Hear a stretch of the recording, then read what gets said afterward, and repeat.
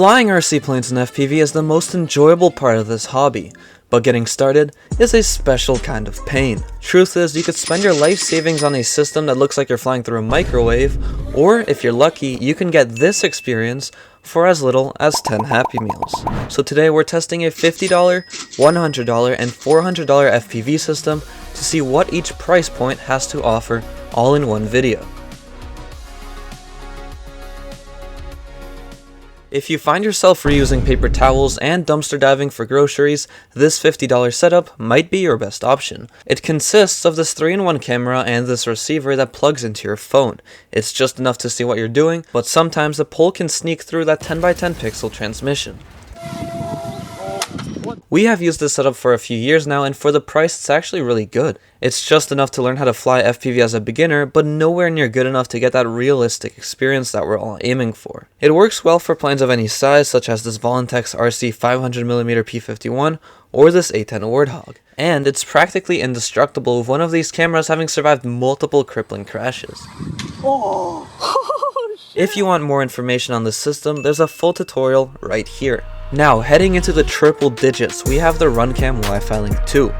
This system will burn a $100 hole in your pocket and has clean 4K transmission up until about 300 meters, where it unexpectedly disconnects and the plane is left to fend for itself.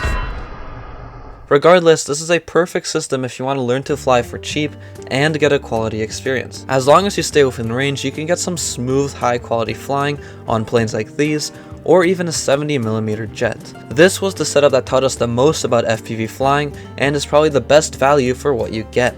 Again, if you would like more information about this system, there is a tutorial right here. Now finally, we have the system that's worth more than a Cybertruck, the $400 DJI-04.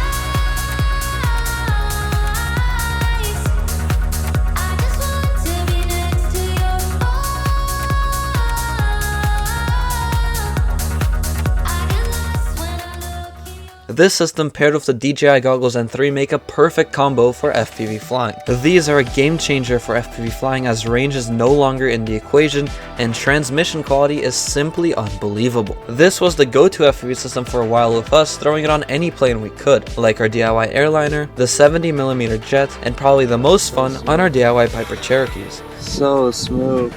Oh my god. Yo. Our favorite part was learning to fly in formation. Oh my god! And learning how to grease these landings.